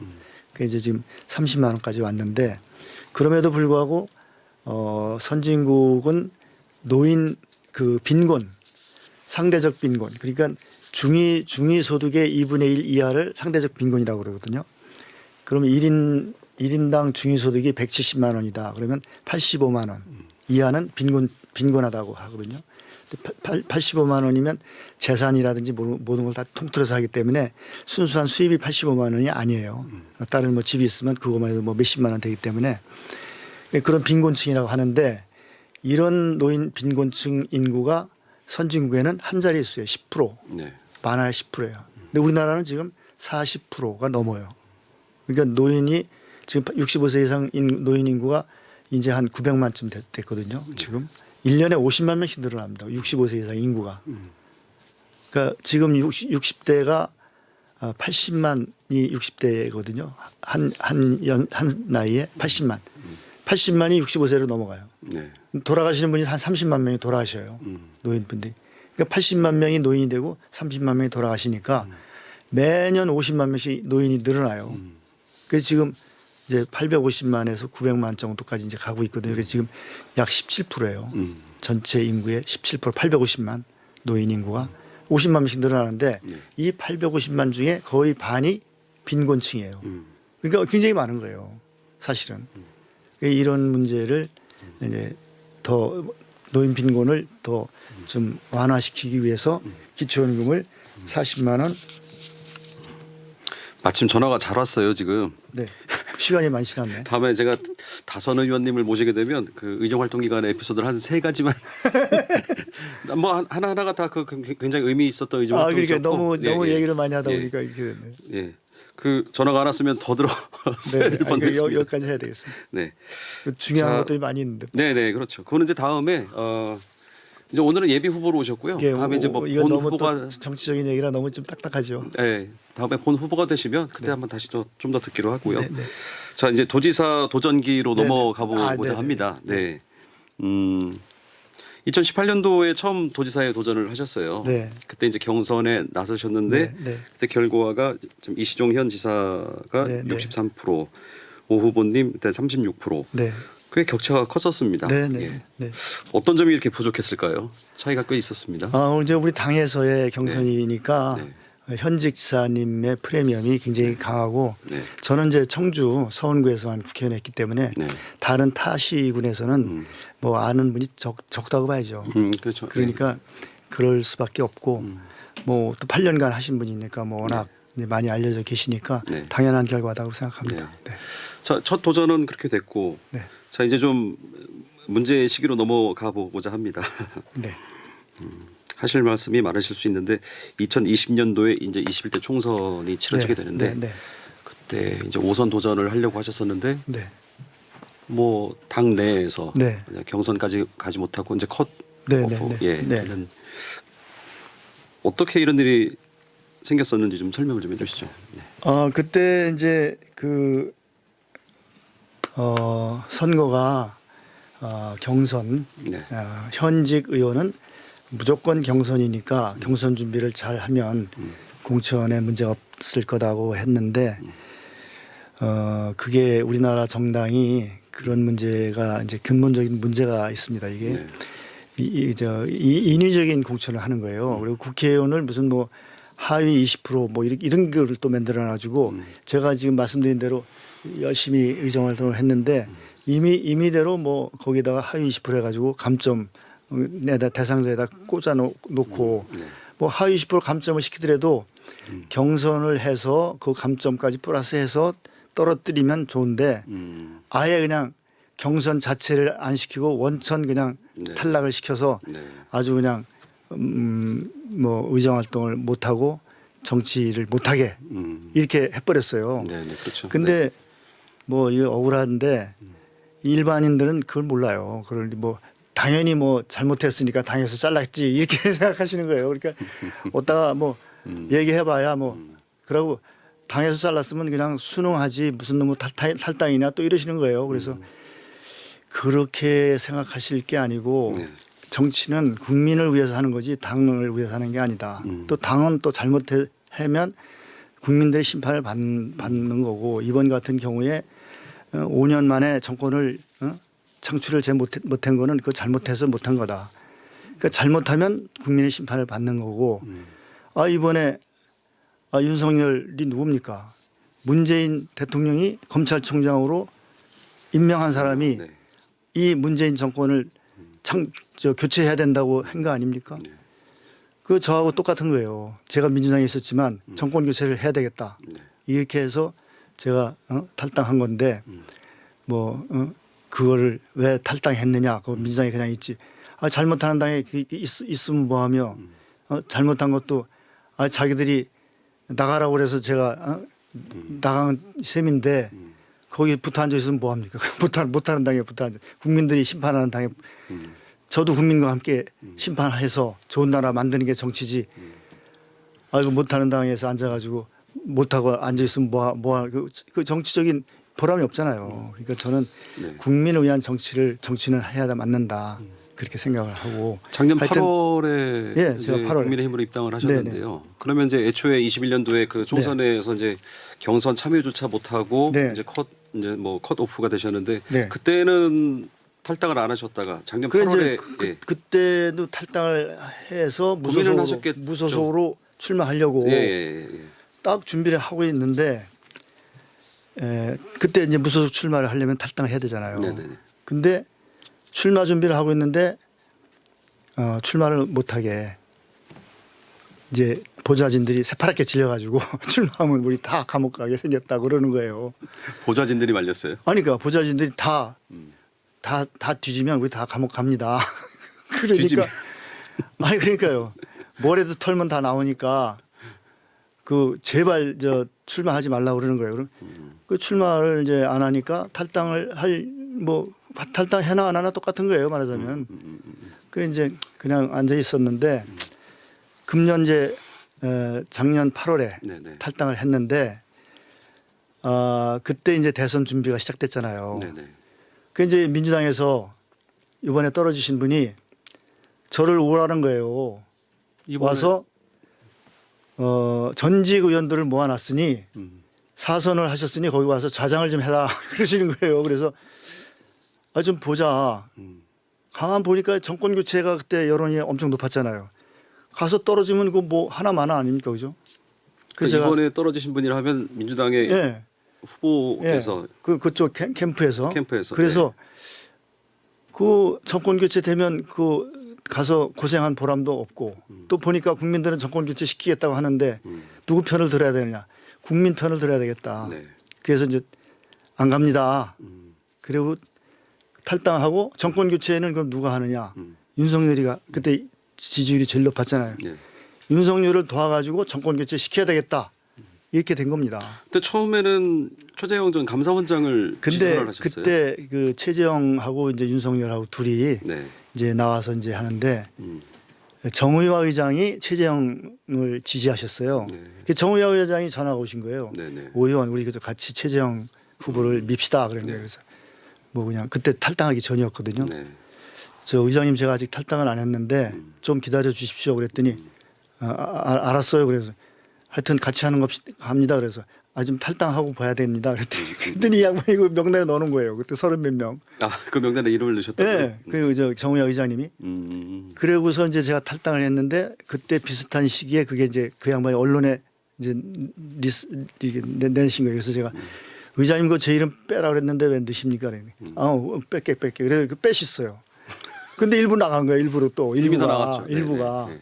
그래서 해명이 또 그렇게 된 거예요. 우리가. 그래서 그러고 이제 며칠 있다가 탈당을 했어요. 그래서 탈당을 하니까 이제 윤석열 캠프에서 이제 탈당해줘서 고맙다. 이제 연락이 왔는데 윤석열 최재형 지지하는 거냐 어떻게 하는 거냐 그래서 그거 아니고 난 그때 이제 이렇게 쭉 제가 쭉 탐문해 보니까 최재형보다는 윤석열 쪽을 지지하는 게 좋지 않느냐 이런 얘기가 또 있더라고요. 그래서 윤석열 캠프에다가 최재형은 아니고 윤석열 지지합니다. 제 국민이 제일 지지율이 높은 양반 지지해야지 낮은 양반 지지할 수는 없지 않느냐 이래가지고 이제 윤석열 지지로 이제 거기서 확답을 한 거예요. 그래서 그거는 그렇게 됐는데 그 며칠 동안은 그렇게 된 겁니다. 그게 최재형으로. 자, 뭐 우문일지 모르겠으나 현답을 기대합니다. 그 이제 내리 사선 국회의원 하시면서 그 전에 이제 뭐 그 행정고시 서울대학교 나오고 행정고시하고 고위 관료 출신이시고 민주당에서 벌써 사선식을 하셨음에도 불구하고 그 이제 그 걸어온 길이라든가 어떤 뭐 이미지도 그렇고 이번에 국민의힘에 이제 가신 게 드디어 제 집을 찾아간 게 아니냐. 네. 그래 이제 제 친구가 이인재 의원이 제 대학 동기인데 이인재 의원이 저보고 그러는 거예요. 야, 오 의원 그 16년 만에 이제 제자리 돌아왔구만. 정말 지구 한 바퀴 돌고 돌아왔다. 네. 또 그러는 거예요. 그 제가 또 경기고등학교 나왔잖아요. 근데 경기고등학교 출신들은 거의가 보수가 많아요. 그리고 경기고등학교 동문회에서 난리가 났어요. 이제 오재사가 이제 드디어 제 집 찾아왔다. 그래 제가 고등학교 동기에 동창회 때마다 나가거든요. 가면은 그 이종구 의원이 이제 저하고 같은 동기인데 거기는 이제 국민의힘 아닙니까? 그 이종구 의원은 환영을 엄청 받는데 저는 뭐 가면 동창회 가면 뜰뜨름해요. 민주당 거기서 또 민주당 의원 또 사선식이나 하고 앉아 있으니까 저 양반은 참 민주당 잘 오래도 한다 이제 이래 생각한 거예요. 그 동기들이 고등학교 동기들이 국민의힘 왔다니까 대폭 환영회를 해주더라고요. 제가 뭐 이 질문 드린 이유는 뭐 오 후보님 외에도 이제 우리 청주에서 사선 5선 하셨던 의원님들 중에 이제 고위 관료 출신들 보면 지역에서 흔히 그런 말 하잖아요. 저분들은 성향도 그렇고 근데 민주당에서 오래 하신다 뭐 이런 얘기를 많이 하셨길래 제가 좀 가볍게 한번 여쭤봤습니다. 그래서 이시정 지사님은 원래 한나라당으로 청주시장 하셨어요. 충주시장을 그러다가 이제 민주당으로 오셔가지고 저 국회의원하고 도지사 하신 거예요. 당은 뭐 상관이 없는 거예요. 뭐 국민을 위해서 정치하는 거지 뭐 당을 위해서 하는 겁니까? 자, 조금 전에 말씀하셨던 대로 대선 때 충북 총괄 선대위원장을 하시면서 기여를 하셨고 이제 지방선거 시절이 돌아오면서 두 번째 도지사에 도전을 하시게 됩니다. 이미 쭉 그 아까 살아오신 얘기를 하시면서 그 첫 도지사 도전도 얘기하셨고 그래서 뭐 두 번째 왜 출마하십니까? 뭐 이 얘기는 뭐 좀 그냥 넘어가도 될 것 같고요. 다음에 기회 되면 그 말씀 듣기로 하고 도지사로서 하고 싶은 일이 굉장히 많으실 텐데 일단은 1차 관문을 넘어야 되겠죠. 당내 경선이 있는데 일단 여러분들이 지금 그 자천 타천으로 거론이 되고 계시는데 바로 오늘 오전에 윤갑근 전 고검장은 불출마를 선언하셨고 이제 남아 있는 박경국, 이해운, 김영환 이 세 후보가 계십니다. 특히 김영환 후보의 경우에는 경기도지사를 출마하신다고 하셨다가 며칠 만에 이제 그 충북으로 선회를 하셨어요. 이 세 분의 당내 후보분들하고 경선을 할 경우에 승산이 있다고 보시는지 나의 강점은 뭐라고 보시는지. 저는 뭐 이제까지 1시간 동안 말씀드리는 게 제 재산이니까 이분들이 저를 반드시 이제 도지사의 책임을 맡겨서 경선에서 승리시켜 주실 것이다. 이렇게 확신을 합니다. 그 일각에서는 이제 타 지역에서 주로 정치 활동하시던 분들이 이제 충북지사로 나오는 것에 대해서 뭐 그 비판적인 시각도 갖고 계시는데 어떻게 생각을 하십니까? 글쎄 그분들은 워낙 능력이 출중하셔가지고 서울시에서 국회의원 하시고 경기도에서 국회의원 하신 분들이 충북도지사를 아주 잘하실 거라고 그러셔서 그렇게 무소불위의 능력을 가지고 계신 분들이 얼마나 좋을까. 저는 감히 뭐 청주에서만 지사를 해서 제가 고향이 혹시 경기도라도 경기도를 안 갈 것 같고 저는 청주에서 16년 하고 뭐 부시장을 했는데도 아직도 충북에 대해서 많은 걸 모르고 네. 과연 어떻게 충북을 발전시킬까 이런 고민이 많은데 그분들은 고민이 하나도 없으신 것 같아요. 그냥 뭐 내가 충북지사 최고 저기 뭐 능력이 출중하다 이렇게 말씀하셔서 도민들이 그걸 과연 믿어주실까? 네. 저는 뭐 그렇게 생각하고 모든 몫은 도민들의 몫이죠. 그분들이 뭐 와서 지사 하시겠다는 분이 뭐 못한다고 하시겠어요. 다 나는 하면 다 잘한다고 하시고 뭐 전지전능하다고 하시겠죠. 좀 이렇게 가볍게 소위 이제 디스를 해주셨는데 박경국 후보의 경우에는 이제 공직 후배지 않습니까? 이제 출마 선언하시기 전에 이제 뭐 개인적으로 만나셔서 이번에 내가 할게, 너 다음에 해봐, 뭐 예컨대 이런 얘기는 안 나눠보셨어요? 그런 얘기보다도 이제 우리는 같은 공무원 출신이니까 형님 동생 네. 하거든요. 그래서 요즘도 만나면 우리 둘이 힘을 합쳐서 잘해보자. 네네. 그런 얘기를 하고 있습니다. 그래서 연대를 하시고 아니 그러니까 같은 공직자니까 뭐 네. 결이 같으니까요. 네네. 그래서 이제 그 고맙게 생각을 하고 단지 이제 뭐 제가 뭐 이런 말씀하시면 뭐하지만 다른 도의 도지사들 보면 물론 뭐 정치를 안 한 분들 도지사들 계시지만 네. 뭐 대개의 경우에 뭐 원희룡 지사님이나 뭐 다른 지사들도 이제 양승조 지사도 그렇고 네네. 뭐 이낙연 총리도 그렇고 대개 정치를 하신 분들이 재선 3선 하신 분들이 네. 지사를 하고 그런 분들이 아무래도 이제 중앙 정치나 국회와의 관계가 네. 좀 더 원만하지 않냐 네. 그런 정치적 자산이 도지사 하는데 좀 필요하지 않느냐 아무래도 폭이 넓고 경륜이 좀 더 있지 않나 이렇게 생각을 합니다. 그러나 뭐 꼭 그것이 뭐 다 그래야 된다는 건 아니고. 네. 좀 뭐 다 하시는 말씀이지만 말씀하신 대로 정치적 자산은 지금 뭐 사선 의원을 하셨기 때문에 그러나 이제 지금 현재는 국민의힘 소속으로 이제 입당하신 지 채 1년이 안 되는 새로운 당의 당원으로서 또 이제 후보로서 나서시게 되는데 그렇게 보면 타 후보에 비해서 그 어떤 당내 지지도라든가 그 당원들의 뭐 그 이제 결집력이라든가 이런 면에 있어서 좀 약간 좀 손해를 볼 수도 있겠다 이런 생각은 혹시 안 드시는지?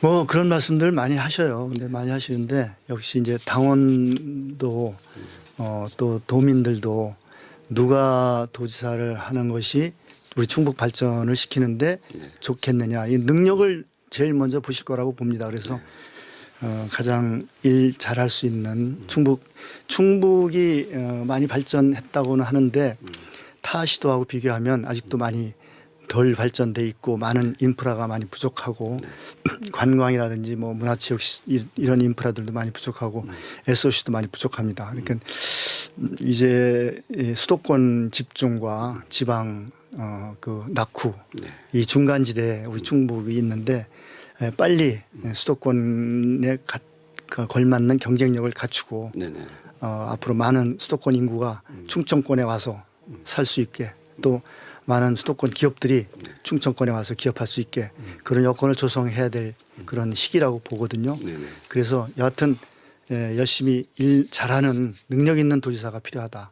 또 이시종 지사님이 12년 동안 도정을 이끌어 오셨는데 조금 정체된 침체된 면도 있지 않겠느냐. 물론 이제 그만두시니까 뭐 더 얘기할 필요는 없는데 그런 면에서는 앞으로 10년이 충북 발전을 위한 아주 중요한 시기가 아닌가 이렇게 생각합니다. 뭐 현재로서는 아주 쉽게 전망하기는 어렵습니다만 만약에 당내 경선에서 이렇게 통과가 되셔서 본선에 나갔을 경우에 현재로서는 민주당은 노영민 전 대통령 실장이 이제 거의 이제 유력한 상황인데 노영민 후보와 오재세 후보 어떻다고 보세요? 경쟁 뭐 저는 뭐 노영민 후보를 얘기하기 전에 도민이 판단하실 몫이다. 그렇기 때문에 도민들께서 윤석열 대통령을 대통령으로 뽑아주셔서 그야말로 이제 충청권 시대를 열고 이제 윤석열 대통령과 코드를 맞춰서 지역을 발전시켜야 되는데 굳이 뭐 여당 도지사를 안 뽑고 야당 도지사를 뽑아가지고 윤석열 대통령한테 충북 발전시켜달라고 하는 게 뭐 그렇게 편할까 이렇게 생각을 하고 뭐 저는 윤석열 대통령과 뭐 같은 동문이고 또 마침 또 한덕수 대학 동문 한덕수 총리가 오셨는데 아까 얘기했듯이 한덕수 총리는 저하고 기숙사 같이 정영사 정영사 같이 1년 차인데 뭐 그동안 의원하면서 한덕수 총리하고 뭐 많이 같이 자리도 하고 여기 우리 노인병원 그 예산도 한덕수 총리가 주셔가지고 장성동에 네. 노인병원 유치하고 그런 계획이 있기 때문에 뭐 총리님하고 잘 코드를 맞춰가지고 대통령님과 총리님 해서 네. 충북 발전을 위해서 열심히 제가 세일지도지사, 네. 투자유치도지사를 했으면 좋겠다 네. 이렇게 생각하는데 과연 이거를 이제 도민들이 기회를 주시는지 네. 안 주시는지 전적으로 저는 도민들께 달려 있고 제가 뭐 청주 토백에다가 청주에서 아까도 공무원도 처음 출발도 청주에서 했고 더군다나 이제 시도지사가 저의 평생의 꿈이었는데 이 꿈을 이루어 주실 분들은 도민들이십니다. 그래서 네. 도민들이 저한테 마지막 기회를 주시면 제가 혼신의 힘을 다해서 대통령 총리 모시고 한번 발전을 열심히 시켜보겠습니다. 그 장시간 말씀해 주셨는데요. 마지막으로 이거 하나만 더 여쭤볼게요. 만약에 도지사가 되신다면 그러니까 이제 도민들께 내거는 1번 대표 공약 뭐 5% 경제 그다음에 100만 네, 맞습니다. 네. 5% 경제와 네. 200만이었나요? 200만 충북, 100만 청주입니다. 아, 그렇죠. 100만 청주, 200만. 네, 예, 네, 네, 네, 네. 네. 자, 대표 공약 하나만 또 소개해 주시죠. 대표 공약이 뭐 여러 가지가 많은데요. 오송, 오창 뭐 다 있는데 저는 한마디로 얘기해서 기업하기 좋은 충북, 사람 살기 좋은 충북. 그래서 좋은 기업을 유치해서 청년들이 많이 오게 하고 네. 그리고 인구가 늘어가는 충북. 그러니까 기업과 인구가 느는 충북. 한마디로 그렇게 정의드리고 싶어요. 그래서 200만 충북, 100만 청주, 지역 경제 5% 이것이 다 포괄하고 있다. 네네. 그 안에 이제 여러 가지 기업을 어떤 기업을 유치하고 오송을 어떻게 발전시키고 네네. 뭐 여러 관광 인프라는 또 어떻게 하고 뭐 에버랜드를 제2의 에버랜드를 뭐 청남대 쪽에 만들고 또 북부에는 뭐 체육 종합시설을 만들고 이런 여러 가지 내용들이 있습니다. 네네네. 그러니까 총괄적으로 얘기하면 기업과 사람이 오는 충북 외지에 나가서 충북으로 와서 기업하십시오. 충북으로 와서 사십시오. 하는 세일즈 도시가 되겠다. 네. 이걸 말씀드리고 싶습니다. 네. 잘 알겠습니다. 오늘은 이제 그 일생에 대해서 쭉 한번 얘기를 뭐 꽤 장시간 얘기를 했는데요. 만약에 이제 그 좋은 결과가 있어서 나중에 본 후보가 되시면 다시 한번 모시고 좀 전에 말씀하셨던 충북의 발전 방향이라든가 정책 공약에 대해서 좀 더 심도 있는 얘기를 나눴으면 좋겠습니다. 네, 오늘 이렇게 좋은 기회를 제 뭐 일생 얘기를 할 수 있는 이런 좋은 기회를 주셔서 너무너무 감사드리고요. 네. 또 우리 도민들께도 이런 말씀을 장황하게 드릴 수 있는 시간을 주셔서 또 시청해 주신 도민들께 진심으로 감사드립니다. 제가 너무 말을 많이 하고 자랑을 많이 한 것 같은데 용서해 주시고 얘기를 하다 보니까 이것저것 다 말씀드렸습니다. 하여튼 공직생활 30년 그리고 의정생활 16년 한 거에 대해서 도민 여러분께 진심으로 마음으로 감사하고 있고요. 이 은혜를 갚아야 되겠다 이렇게 항상 생각하고 있습니다. 너무너무 감사드립니다. 감사합니다. 예, 오늘 오랜 시간 동안 감사합니다. 건승을 빌겠습니다. 감사합니다. 네, 고맙습니다. 네.